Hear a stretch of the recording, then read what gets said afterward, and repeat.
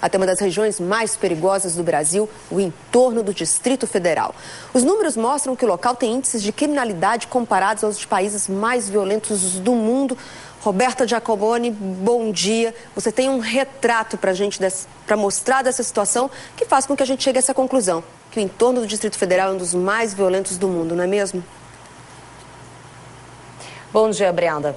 Realmente, nossa equipe de reportagem percorreu alguns municípios da região, como Lusiânia, Novo Gama e Águas Lindas. E o depoimento dos moradores é sempre o mesmo, a reclamação também, a falta de segurança. E os números da polícia indicam estes números também. Para ter uma noção, só de inquéritos parados na região do entorno são 10 mil, sem nenhuma conclusão, 800 apenas de homicídios aqui em Lusiânia.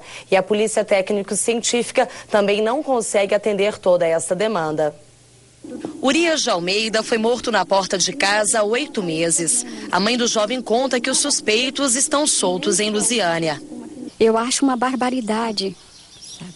Uma barbaridade muito forte do que a pessoa chegar no outro e matar e ficar por isso mesmo. Não passar uma semana, 2 semanas, a gente fica sabendo que tornou a repetir com outros e mais outros. Muita dor também na casa de Dona Marlúcia. O filho dela, de 13 anos, desapareceu em 2008. 2 suspeitos foram presos e confessaram que o rapaz foi assassinado, mas o corpo do jovem nunca foi encontrado. E eu não desejo o que eu estou passando para mãe nenhuma passar. A pior dor do mundo é a dor do filho desaparecido. Nos últimos 2 anos, mais de 1.100 pessoas foram assassinadas.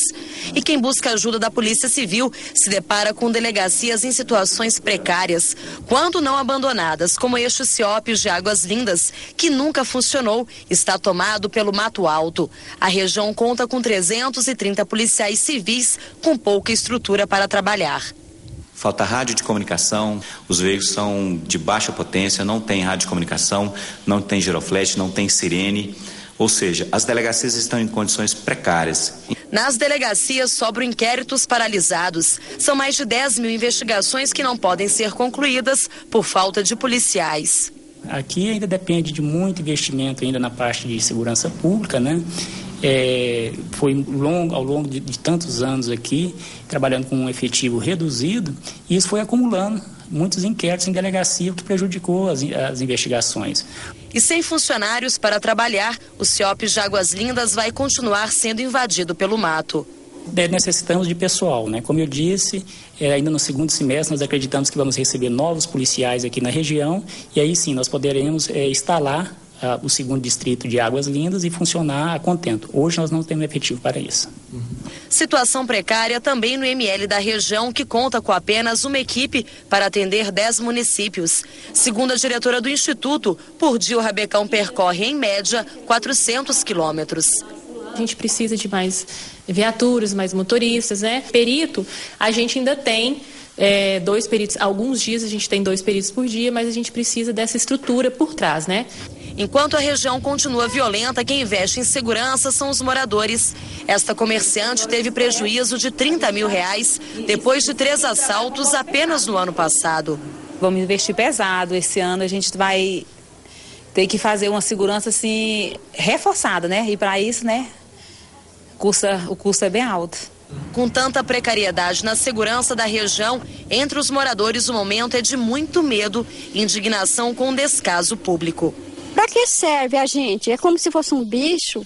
A gente não tem valor de nada. A gente, na hora da gente trabalhar, da hora da gente construir, na hora da gente pegar um ônibus e voltar, tudo isso a gente está colaborando. E ninguém faz nada, fica todo rindo como se fosse um cachorro. Não tem lógica uma coisa dessa, sabe? E a violência na região do entorno ganhou repercussão nacional. O Fantástico mostrou ontem flagrantes de criminalidade e depoimentos de moradores que são obrigados a conviver com a violência. Considerado um dos lugares mais violentos do Brasil e até do mundo, a população do entorno tem que conviver todos os dias com situações como essa, onde um jovem foi baleado na porta de casa, na frente da família e de amigos. Tava todo mundo aqui na porta. Eu, a mãe dela, outra amiga nossa, uma menininha pequenininha e os meninos ali. Aí ele chegou bem ali onde tá aquele policial, mais pra cá do quebra-mola, e começou a atirar a gente. Aí a minha mãe foi e falou bem assim: uai, que é isso, menina? todo mundo entrou correndo, mas o tiro acertou no meu irmão.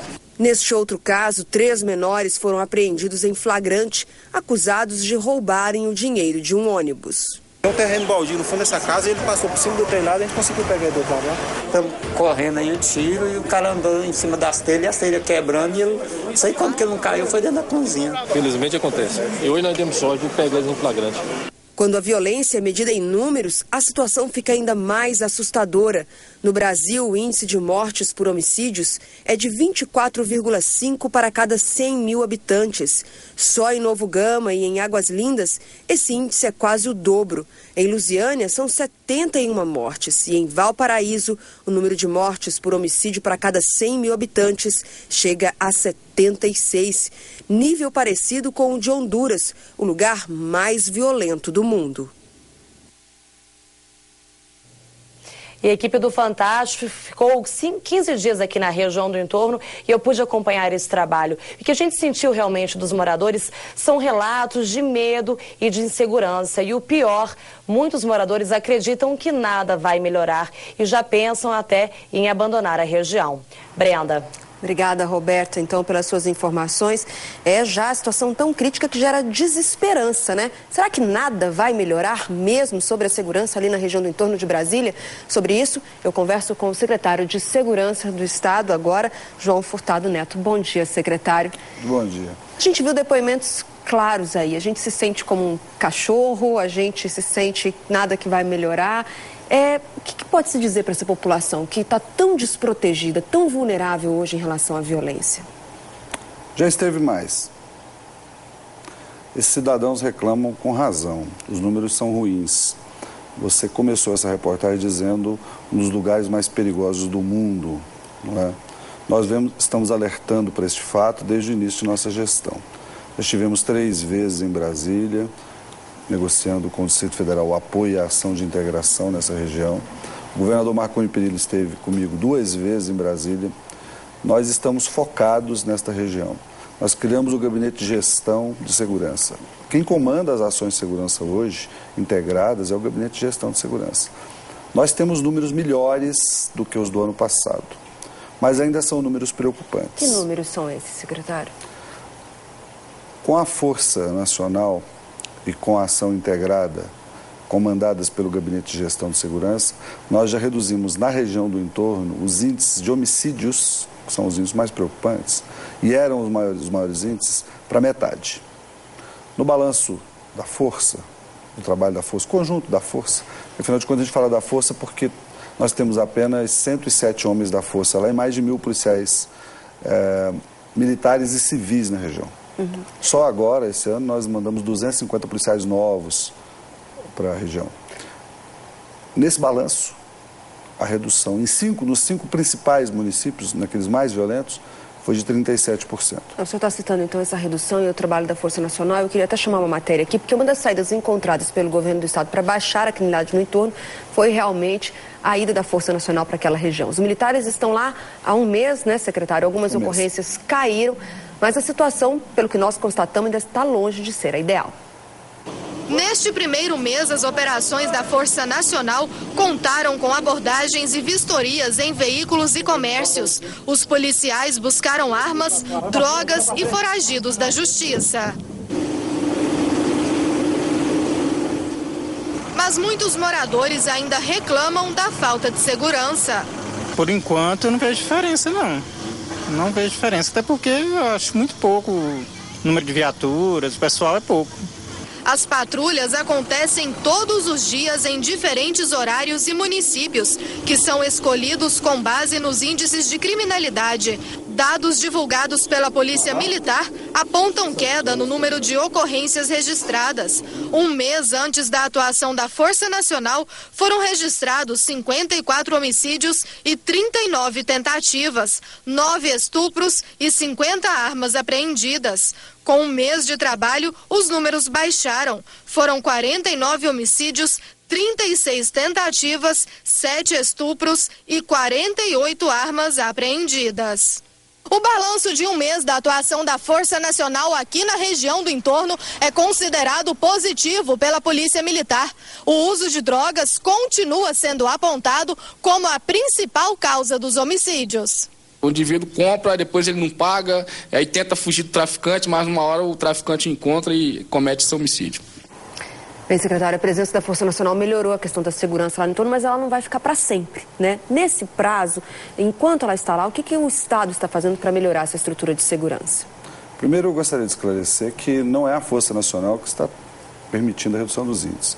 É o trabalho integrado do Estado de Goiás com a União, através das secretarias Nacional de Segurança Pública e do Estado de Goiás. Só de concordar que a presença ostensiva dela deve assustar, deve dar uma sensação maior de segurança. Claro, né? A presença ostensiva da Força, mas são só 75 homens da Força e 1.000 do Estado de Goiás. Então, o que está acontecendo é a efetiva aplicação de políticas públicas de redução de criminalidade na região.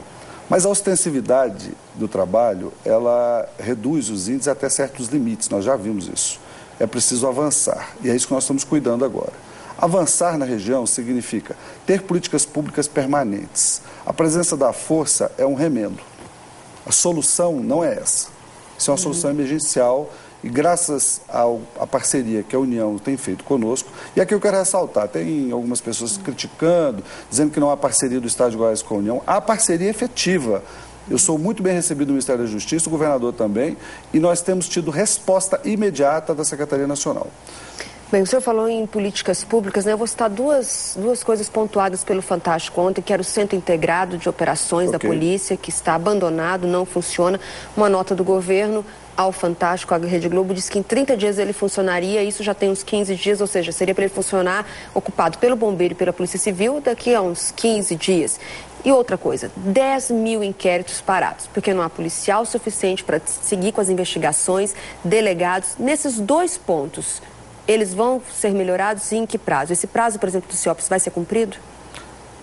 A ocupação ocorrerá em 30 dias. A nota foi apressada. Quem a deu de forma apressada. A ocupação ocorrerá em 30 dias. O funcionamento não vai acontecer em 30 dias. Nós temos que reformar o prédio. Todos viram que ali há necessidade de mudanças. Mas nós vamos ocupar, no prazo de 30 dias, aquele prédio. Vamos destiná-lo, sim, já havia orientação para que ele seja ocupado pelo Corpo de Bombeiros militares. A Polícia Civil não sei se chegará a tempo, porque há necessidade de efetivo, né? Agora, a região, ela precisa mais do que repressão. Ela precisa de investimento. Investimento em saúde, educação, transporte. Segurança é um dos elementos que compõem essa conjunção de fatores. Mas, por exemplo, secretário, a gente vê situações como no Rio de Janeiro, que também era uma situação caótica de tráfico de drogas, morros que foram ocupados, que tem uma presença das UPPs, por exemplo. Por que o Estado não toma uma medida como essa, por exemplo, já que a situação ali do entorno é uma situação como nas favelas do Rio, de crimes, de domínio, a droga está avançando muito por ali? É diferente. As situações são diferentes. Os índices são parecidos, a situação é diferente. Goiás não tem territórios encravados ou dominados por criminosos. As políticas públicas de segurança em Goiás não podem ser iguais às do Rio de Janeiro. Não adianta construir quartéis naquela região. E qual é a política, então, secretário? A política de investimentos, a política de integração. Nós precisamos transformar a região, atrair empregos, lazer, segurança, educação e saúde e transporte. Isso necessita parceria. Estado de Goiás, Distrito Federal e União. O Distrito Federal vai ser sede da Copa. Ali nós temos uma ilha de excelência cercada por um mar de carências. Quem gerou esse problema de superpopulação no entorno não foi a gestão do governo de Goiás. Então as responsabilidades precisam ser divididas. Nós aguardamos uma ação mais efetiva da União e do Distrito Federal. Ontem o secretário de Segurança Pública do Distrito Federal fez uma declaração muito positiva, a favor da integração. Dia 2 eu estarei em Brasília para acertar esses detalhes. E a gente espera então que tudo isso que o senhor citou chegue à região do entorno, porque realmente é uma região muito carente de tudo isso. Obrigada, secretário de Segurança, pelos seus esclarecimentos. Por nada, Bom dia. Chegará. E confira a seguir, o Atlético perde